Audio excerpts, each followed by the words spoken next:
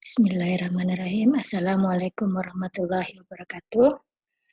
Hari ini kita berjumpa dalam mata kuliah perencanaan pembangunan, ya. Pertemuan pertama, salah satu mata kuliah wajib di program studi Ekonomi Pembangunan Fakultas Ekonomi dan Bisnis Universitas Sriwijaya Madura.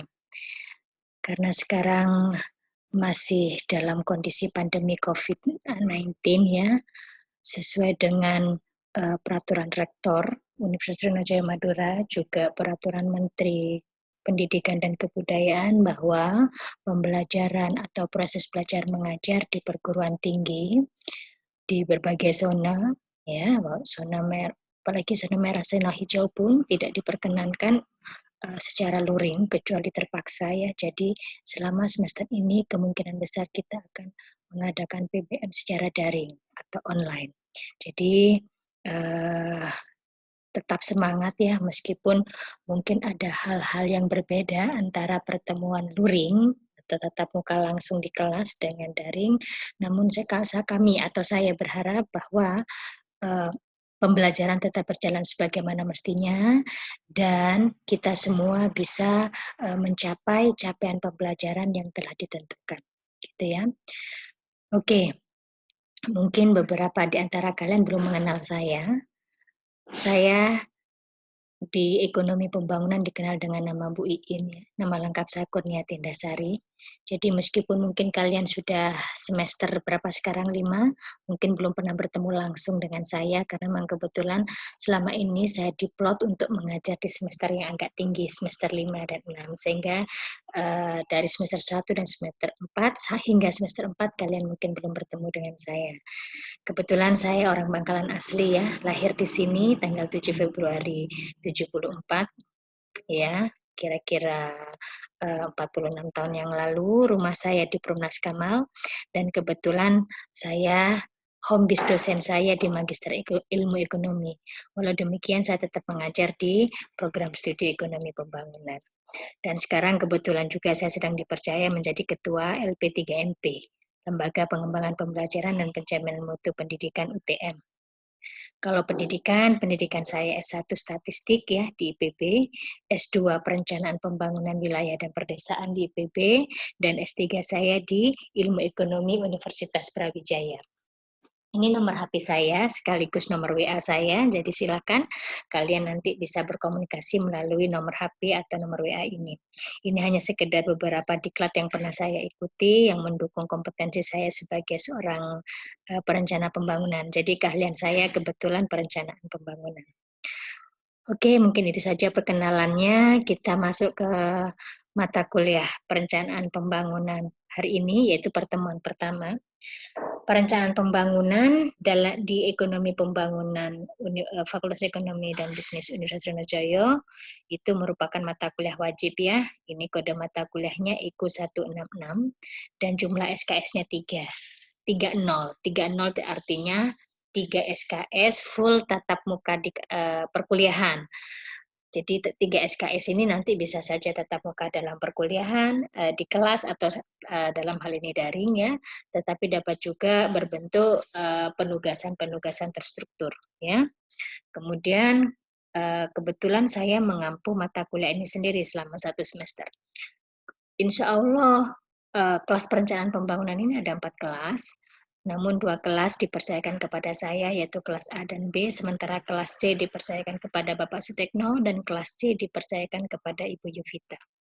Jadi mudah-mudahan meskipun berbeda dosen, tetapi kita menggunakan rencana pembelajaran semester yang sama, sehingga harapannya kita standar, ya, pemahaman dan pengetahuan kita tentang perencanaan pembangunan. Oke, jadi dalam pertemuan pertama ini, pokok bahasannya adalah apa dan mengapa kita belajar perencanaan pembangunan, ya. Nanti pokok bahasannya adalah tentang pengertian atau definisi perencanaan pembangunan, manfaat bagi lulusan IP dan ruang lingkupnya, serta ketentuan perkuliahan selama semester ini, ya. Nah, capaian pembelajaran. Jadi nanti dalam setiap pertemuan pasti ada istilahnya capaian pembelajaran sub CPNK. Jadi pertemuan, per pertemuan. Kebetulan ini pertemuan pertama, capaian pembelajarannya adalah bahwa nanti setelah mengikuti perkuliahan ini, Anda semua diharapkan mampu mendeskripsikan apa sih pengertian dari perencanaan pembangunan, mengapa sih kalian harus belajar mata kuliah ini, apa saja ruang lingkupnya, begitu ya, ruang lingkup pokok bahasan yang kita bahas selama 1 semester dalam perencanaan pembangunan ini. Gitu ya. Jadi kalau misalnya nanti Anda mengevaluasi diri sendiri, Anda belum mampu mendeskripsikan apa yang tertulis di sini, maka berarti bahwa capaian pembelajaran untuk pertemuan pertama ini belum tercapai. Sebaliknya, jika Anda telah mampu mendeskripsikan apa yang tertulis di sini, maka Anda telah mampu mencapai capaian pembelajaran sub CPMK pertemuan 1. Oke, begitu ya. Oke, jadi nanti kita langsung saja masuk ke bahan diskusi hari ini, gitu ya. Sebentar saya stop share dulu, kita share kontrak kuliah ya. Oke, ini dia kontrak kuliahnya. Oke, terlihat ya, semoga sudah terlihat. Jadi ini ada kontrak kuliah kita selama pembelajaran perencanaan pembangunan ya selama semester ini di semester Gasal 2020-2021. Jadi kita tahu bersama ya bahwa salah satu lulusan program studi ekonomi pembangunan atau IP di Fakultas Ekonomi dan Bisnis Universitas Trunajaya Madura ini, salah satu kompetensinya yaitu harapannya adalah mampu mengembangkan ilmu ekonomi yang dimilikinya untuk mengkritisi sekaligus memberikan kontribusi yang positif terhadap proses pembuatan kebijakan publik ya. Karena memang yang membedakan antara ekonomi pembangunan, akuntansi dan manajemen itu adalah pada ranahnya. Ranah ekonomi pembangunan itu lebih ke ranah publik, kebijakan publik. Pembangunan ekonomi adalah salah satu bentuk kebijakan publik. Kita mungkin ketika ada ekonomi publik ya, kemarin kalian sudah belajar ekonomi publik, ciri-ciri kebijakan publik kalian sudah tahu. Ada kata kuncinya bahwa dibuat atau disusun oleh pemerintah dan untuk kepentingan publik atau masyarakat luas. Nah, pembangunan ekonomi, ya karena memang kita konteksnya ekonomi, pembangunan ekonomi di daerah itu adalah salah satu kebijakan publik ya. Jadi harapannya nanti kalian para lulusan ekonomi pembangunan harapannya mampu berkontribusi terhadap dalam proses pembuatan, penyusunan maupun pelaksanaan kebijakan-kebijakan publik termasuk di dalamnya adalah kebijakan ekonomi. Nah, perencanaan, kalian juga mungkin pernah belajar manajemen ya, bahwa dalam sebuah proses manajemen pembangunan daerah, namun juga manajemen, pernah mendengar plan, do, check, and act ya. Plan artinya merencanakan, do artinya melaksanakan, check artinya memonitoring evaluasi, dan kemudian act adalah tindak lanjut untuk upaya perbaikan. Jadi dalam setiap manajemen apapun termasuk pembangunan atau dalam pembangunan wilayah ataupun proses kebijakan publik ada sebuah proses manajemen di mana semua kebijakan publik itu selalu direncanakan, di plan P. Setelah direncanakan diapain? Dilaksanakan, do. Setelah dilaksanakan apa? Dimonitoring dan evaluasi, dicek benarkah sesuai rencana. Setelah itu temuan-temuan ini kemudian ditindaklanjuti untuk perbaikan-perbaikan untuk perencanaan di masa mendatang. Begitu ya. Nah, karena itu perencanaan pembangunan merupakan bagian dari proses kebijakan publik, terutama di dalam menyusun atau proses pembangunan ekonomi wilayah. Nah, karena nanti kalian dituntut untuk bisa berkontribusi dalam proses pembuatan kebijakan publik termasuk dalam pembangunan ekonomi wilayah, maka proses perencanaannya kalian juga harus bisa tahu, harus bisa menguasai, harus paham. ya. Karena itu maka perencanaan pembangunan menjadi mata kuliah wajib bagi para mahasiswa di program studi ekonomi pembangunan atau IP di Fakultas Ekonomi Bisnis di UTM ini. Gitu ya. Mungkin kalian bertanya, terutama yang peminatan ekonomi publik atau ekonomi moneter perbankan ya, "Bu, ngapain kita belajar perencanaan pembangunan? Padahal kami kan konsentrasinya ekonomi publik atau kemudian, eee, konsentrasi ekonomi moneter atau perbankan. Ngapain kita perencanaan pembangunan? Kita bukan peminatan perencanaan pembangunan." Ya. Nah, seperti yang saya sampaikan bahwa IP itu lulusannya adalah, eee, kompeten mengembangkan ilmu ekonomi yang dimilikinya untuk bisa berkontribusi pada proses pembuatan kebijakan publik, termasuk di dalamnya pembangunan ekonomi. Nah, perencanaan, seperti yang saya sampaikan tadi, itu adalah bagian dalam proses itu, sehingga mau nggak mau kalian harus terlibat di dalamnya, mengetahui, memahami, sehingga kemudian paham, kemudian bisa berkontribusi di dalam proses tersebut. Lebih jauh lagi dalam perencanaan, jadi kalau kalian belajar perencanaan yang dimaksud di sini sebenarnya bukan semata-mata dalam konteks perencanaan pembangunan wilayah ya, tetapi perencanaan pembangunan sebenarnya bisa diartikan dalam arti luas. Jadi nanti di bagian-bagian awal mata kuliah ini kalian akan diperkenalkan bagaimana sih inti merencanakan, tahapan inti dalam merencanakan pembangunan atau pengembangan, development ya istilahnya kalau dalam bahasa Inggris. Jadi development planning. Development bisa diartikan juga sebagai pengembangan. Bagaimana merencanakan pengembangan. Proses bagaimana, jadi perencanaan ini adalah sebuah proses terkoordinir untuk pengembangan, mencapai sesuatu yang lebih baik di masa mendatang. Begitu ya. Jadi bagaimana merencanakan? Kalian ada dimanapun wajib merencanakan. Sebagai seorang pribadi, diri sendiri, individu, Anda juga harus merencanakan jalan hidup Anda ke depan. Ya, minimal 1 tahun, 2 tahun, 3 tahun, 5 tahun ke depan, 10 tahun, apa yang akan Anda lakukan sehingga kemudian sampai 10 tahun mendatang, 5 tahun mendatang. Pun Anda nanti ketika bekerja di sebuah perusahaan, Anda mungkin diminta oleh bos Anda untuk, ayo silakan membuat rencana dari organisasi kita, bidang Anda, silakan buat rencana, apa yang Anda akan lakukan hingga 5 tahun ke depan, 10 tahun ke depan, begitu ya. Kemudian Anda ada di organisasi, di masyarakat, ada terutama di pemerintahan. Kalau di pemerintahan pasti akan melakukan perencanaan, terutama yang berhubungan dengan pembangunan. Ya, jadi nanti yang diajarkan di dalam perkuliahan ini tidak semata-mata perencanaan pembangunan ekonomi wilayah, bukan sekedar itu, tetapi lebih luas lagi ke perencanaan pembangunan atau development planning.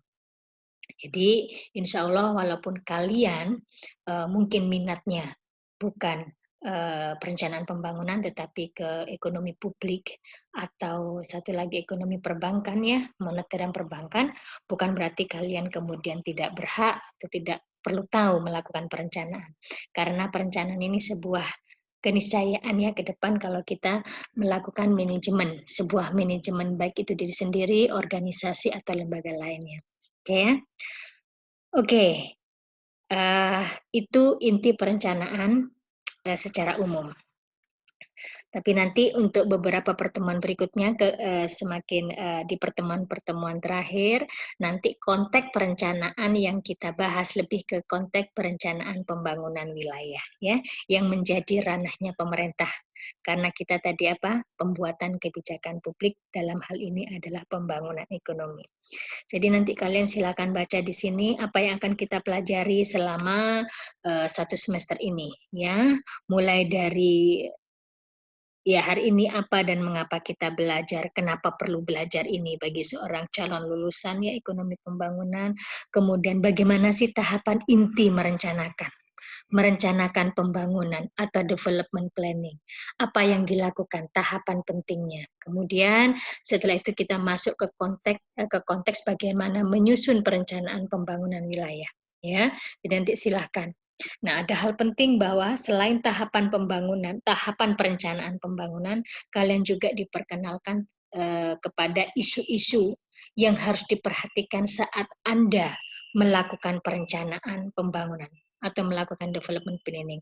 Ada sesuatu yang harus Anda pahami yang ada di sekitar Anda yang tidak boleh Anda lepaskan saat merencanakan. Sehingga kemudian rencana Anda akan berhasil dengan baik. Begitu ya. Nah, kemudian nanti kita akan manajemen perencanaan pembangunan wilayah, khususnya di pembangunan ekonomi ya, berdasarkan perundang-undangan yang berlaku di Indonesia. Jadi nanti kita belajar bersama dan untuk mengoptimalkan pemahaman kalian, sejauh mungkin nanti kita akan hubungkan pokok bahasan dengan realitas pembangunan di sekitar kita. Ya, karena ini ilmu sosial tuh enaknya tuh apa? Kita bisa melihatnya atau membandingkannya langsung di sekitar kita, merasakan, melihat ya yang ada di sekitar kita. Oke, nanti RPS atau rencana perguruan semester berikutnya ya, kita lanjutkan dulu bahwa strategi pembelajaran yang biasa saya lakukan adalah metode flip learning ya. Artinya apa? Mengoptimalkan pembelajaran sebelum perkuliahan. Jadi begini, flip learning itu artinya apa? Materi kita siapkan sebelum pertemuan. Artinya mahasiswa sebelum masuk ke pertemuan sudah punya dasar atau punya pandangan kita hari ini mau apa, begitu ya, mau belajar apa. Sehingga ketika nanti pertemuan tinggal diskusi, membahas untuk mencapai capaian pembelajaran. Begitu ya. Jadi nanti akan ada ceramah oleh saya, tapi itu pun hanya sebagai pengantar. Saya tidak ingin menjadi pemberi atau sumber utama ilmu. Dosen itu hanya sebagai fasilitator. Sumber ilmu sekarang sangat banyak, begitu ya, baik elektronik maupun yang di sekitar kita. Jadi saya hanya sebagai pengantar, saya hanya sebagai fasilitator yang mengarahkan Anda saja. Tetapi yang mencari ilmu nanti, yang mencari sumber ilmu nanti adalah Anda sendiri, ya, untuk bisa selalu survei dimanapun Anda berada. Kemudian belajar bersama, belajar kelompok, itu selalu menjadi penekanan saya. Nanti di akhir pertemuan ini saya minta kalian juga membuat kelompok ya untuk berikutnya, persiapan pertemuan-pertemuan berikutnya, dan kemudian nanti presentasi oleh mahasiswa serta diskusi kelas ya. Kemudian materi dan bacaan, silahkan, saya tidak mematok kalian harus menggunakan buku apapun, silahkan kalian membuka apa saja, mencari di buku apa saja, baik itu buku hard copy maupun soft copy dalam electronic book ya, e-book, silahkan. Saya juga kebetulan punya buku perencanaan pembangunan yang saya tulis dulu tahun 2010. Kalau Anda berkenan silakan, nanti saya kasih filenya karena versi hard copy-nya sudah habis. Silakan nanti minta saja ke saya tentang buku ini. Mungkin bisa bisa nambah-nambah bahan ajar begitu ya. Kemudian evaluasi kemajuan belajar. Seperti biasa nanti ada UTS, UAS ya. Kemudian ada penugasan kelompok, ada penugasan individu. Nah, penugasan individu itu ada yang tertulis. Nah, biasanya tertulis. Kemudian karena sekarang ini masih pandemi ya, dan ternyata pengalaman saya beberapa saat yang lalu gitu ya, bahwa tidak mudah ternyata memberikan evaluasi ketika daring, seluruhnya daring begitu. Oleh karena itu mungkin di beberapa tempat saya akan melakukan oral test. Jadi saya berharap mahasiswa saya memiliki kemampuan selain berargumentasi lewat tulisan, tetapi juga bisa juga berargumentasi lewat lisan begitu ya. Nanti akan ada oral test, kita berdiskusi secara langsung begitu, dan saya akan melakukan penilaian tentang pemahaman kalian, keterampilan kalian dalam mata kuliah ini. Penilaian sama, saya pikir ya penilaian sama dengan di buku pedoman akademik, bahwa banyak aspeknya, ada tugas, ada kuis ya, oral test tadi, UTS, UAS, afektif, kehadiran dan keaktifannya.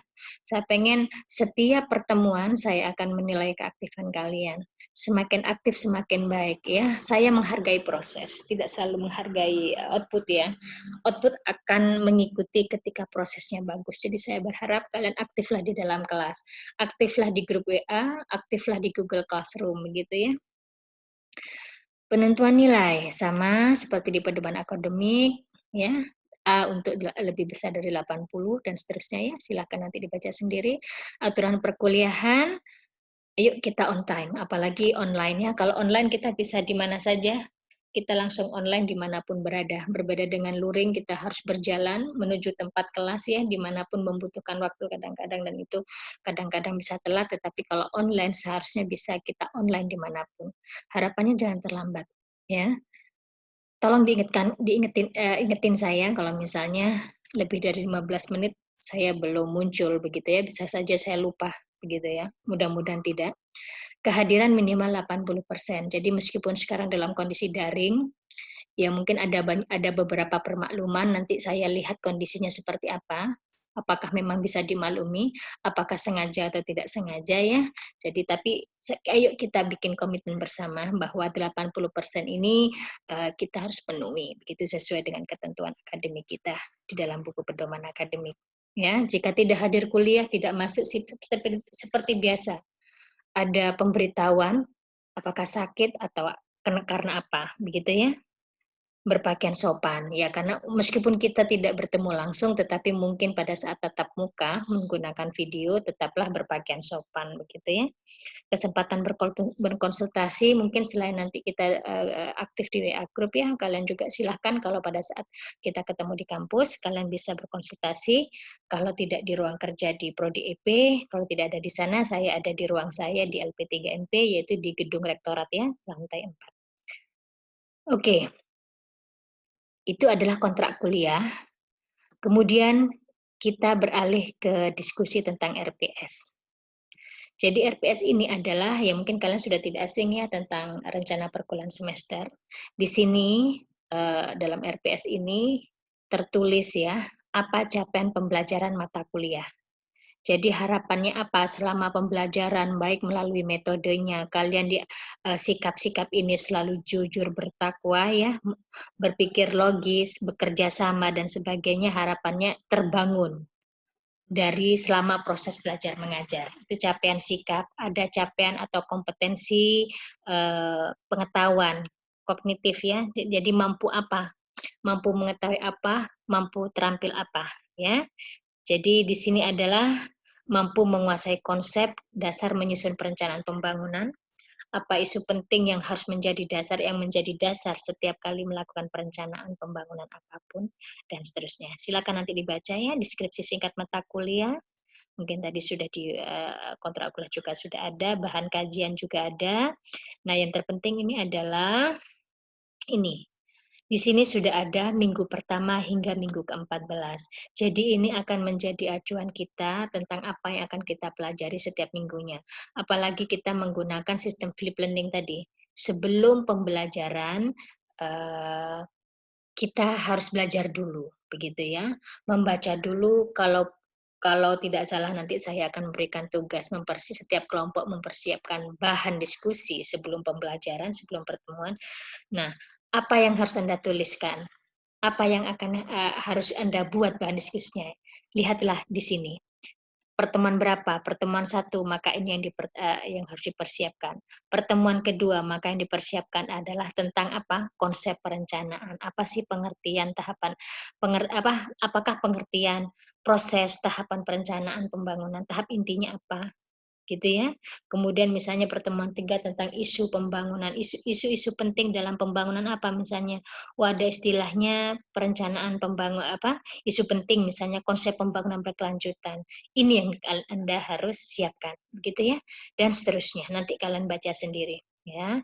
Nanti kita melakukan kelompok, kemudian kita bagi-bagi tugas siapa melakukan apa, tapi saya berharap meskipun tugas ini tugas kelompok, tapi bukan berarti bahwa hanya orang yang bertugas yang melakukan mencari bahan, sementara yang lain menunggu begitu ya. Kita sama punya hak dan kesempatan yang sama untuk belajar. Oke, kita sekarang kembali ke sini ya. Oke, tadi sudah kita belajar tentang kontrak kuliahnya, kemudian RPS perencanaan pembangunan. Oke, berikutnya saya berharap kita hari ini melakukan pembentukan kelompok ya. Saya minta tolong Komting, Mbak atau Mas Komting ya, untuk membantu saya membagi kelas ini ke dalam 6 kelompok ya. Jadi nanti cara membuat kelompoknya, nanti Komting silahkan semua mahasiswa mengirimkan pesan NIM dan IPK kepada Mas atau Mbak Komting ya secara japri. Ya begitu saya berharap mungkin ada beberapa orang merasa IPK-nya rahasia, jadi Mbak atau Mas Komting nanti jaga rahasianya ya. Nah nanti Komting ini kemudian merekap dan membagi kelas menjadi 6 kelompok ya. Harapannya adil, gabung antara mereka yang IPK-nya tinggi, sedang, dan rendah ya. Jangan nanti berkumpul yang pinter-pinter, yang sedang-sedang, atau yang rendah-rendah. Enggak, kita harus gabung ya, sebisa mungkin seadil-adilnya begitu ya. Nanti tolong setelah direkap, dibagi, berikan daftarnya kepada saya. Oke, jadi nanti sebelum perkuliahan, jadi biasanya saya 1 hari sebelum atau 2 hari sebelumnya ya, saya itu memberikan eh, share materi apa yang harus dipersiapkan selama eh, pertemuan mendatang. Ya, materi atau pengantar diskusi dan nanti setiap kelompok sesuai dengan tugasnya akan mempersiapkan bahan diskusi. Pada saat pertemuan kita langsung diskusi sehingga kemudian sudah nyambung. Jadi bahan diskusi pertemuan hari itu sudah dipunyai oleh mahasiswa sebelum masuk masuk di pertemuan ya, bukan masuk kelas ya karena kita tetap daring. Oke, jadi mungkin itu saja. Selamat memasuki perkuliahan yang baru ya. Meskipun daring tetap semangat. Bukan berarti semuanya sebenarnya tidak ingin daring ya, inginnya luring karena memang luring itu sebenarnya memang tetap lebih jauh lebih efektif kadang-kadangnya, tapi bukan berarti daring tidak efektif. Kita coba buktikan bahwa daring tetap efektif. Ya, semoga semuanya selalu sehat dalam lindungan Allah Subhanahu wa taala. Semoga pandemi ini segera berakhir ya dan studi kalian dilancarkan dan disukseskan. Amin ya rabbal alamin. Ya nanti silakan nanti semua materi saya masukkan di Google Classroom. Jika memang belum gabung semua di Google Classroom, mungkin nanti beberapa materi dan tugas atau bahan diskusi saya share di grup WA ya. Selalu semangat ya. Wabillahi taufiq wal hidayah. Wassalamualaikum warahmatullahi wabarakatuh.